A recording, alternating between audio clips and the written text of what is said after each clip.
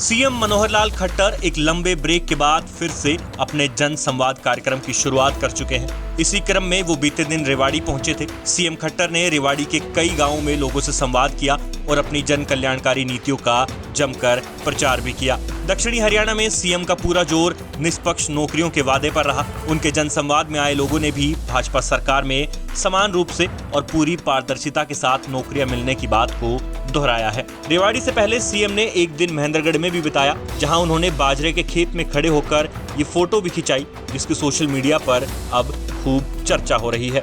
लेकिन दक्षिणी हरियाणा को लुभाने चले सीएम खट्टर के इस प्लान में एक कमी नजर आती है और वो कमी है दक्षिणी हरियाणा के कद्दावर नेता राव इंद्रजीत सिंह की। रेवाड़ी जिला राव इंद्रजीत सिंह के संसदीय क्षेत्र का हिस्सा है, मगर वो सीएम के जनसंवाद में शामिल नहीं हुए।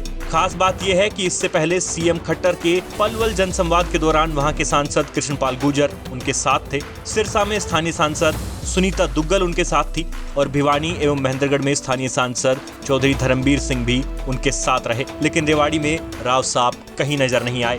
राव इंद्रजीत सिंह की अनुपस्थिति के पीछे यदि मौजूदा संसद सत्र का भी हवाला दिया जाता है तो ये बात सरासर गलत होगी, क्योंकि बीते शनिवार को संसद की कोई कार्रवाई नहीं हुई। बावजूद इसके राव इंद्रजीत सिंह का सीएम के जनसंवाद में न आना कहीं न कहीं बड़े सवाल खड़े करता है और साथ ही ये सीएम के लिए भी चिंता का विषय है, क्योंकि राव इंद्रजीत सिंह के बिना दक्षिणी हरियाणा में भाजपा के लिए समर्थन जुटाना बेहद मुश्किल माना जाता है। राव इस इलाके के सबसे बड़े नेता हैं और महेंद्रगढ़ से लेकर गुड़गांव तक उनका पर्सनल वोट बैंक है। ऐसे में जब हर जगह के सांसद सीएम के जनसंवाद में साथ दिख रहे हैं, तब राव इंद्रजीत सिंह का नहीं आना कोई सामान्य बात तो नहीं है। दक्षिणी हरियाणा की राजनीति में मुकाबला हमेशा रामपुरा हाउस वर्सेस ओल रहा है। साथ ही प्रदेश में भाजपा की मौजूदा स्थिति को देखा जाए तो दक्षिणी हरियाणा एकमात्र बड़ा पॉकेट नजर आता है जहां भाजपा मजबूत है।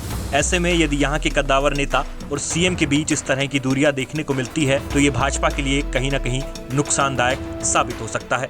भले ही सीएम साहब ने बाजरे के खेत में खड़े होकर सिरों की तरफ देखते हुए ये तस्वीर खिंचा ली हो, लेकिन जिस तरह अकेले आदमी के लिए बाजरे की लावनी करना मुश्किल हो जाता है, ठीक वैसे ही दक्षिणी हरियाणा में राव इंद्रजीत के बिना बीजेपी को अकेले अपने दम पर वोट लाने में भी भारी मुश्किलों का सामना करना पड़ सकता है। आपका इस खबर पर क्या कहना है, हमें कमेंट करके जरूर बताइए। साथ ही प्रदेश की तमाम खबरों के लिए आप देखते रहिए हरियाणा तक।